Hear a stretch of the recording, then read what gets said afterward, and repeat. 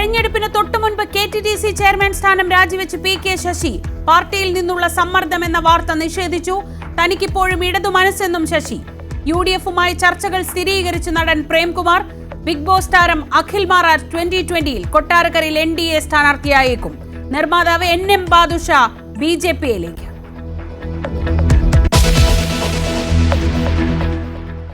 നിയമസഭാ തെരഞ്ഞെടുപ്പിൽ മത്സരിക്കാനില്ലെന്ന് കോൺഗ്രസ് നേതാവ് K ബാബു. തൃപ്പൂണിത്തുറയിൽ ആരുടെയും പേര് നിർദ്ദേശിക്കില്ല. ഭാര്യ നിഷ പാലായിൽ മത്സരിക്കുമെന്ന വാർത്തകൾ തള്ളി ജോസ് കെ മാണി. തെരഞ്ഞെടുപ്പ് കാലത്ത് ഈ പ്രചാരണം പതിവെന്നും ജോസ്. നിർമ്മിത ബുദ്ധി ആണവോർജം പോലെ സൂക്ഷിച്ച് കൈകാര്യം ചെയ്യണമെന്ന് പ്രധാനമന്ത്രി നരേന്ദ്രമോദി. AI-യുടെ കണ്ടുപിടുത്തം ലോകത്തിലെ നിർണായക വഴിത്തിരിവ്. AI തൊഴിലില്ലാതാക്കുകയല്ല, പുതിയ തൊഴിലവസരങ്ങൾ ഉണ്ടാക്കുമെന്ന് Reliance industries chairman Mukesh Ambani. തമിഴ്നാട്ടിൽ DMK-യുടെ surgical strike. വിജയകാന്തിന്റെ DMK സഖ്യത്തിലേക്ക്.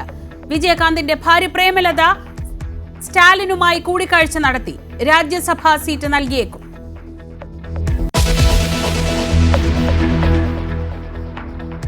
Epstein files വിവാദങ്ങൾക്ക് പിന്നാലെ ബ്രിട്ടീഷ് രാജകുടുംബാംഗം അറസ്റ്റിൽ.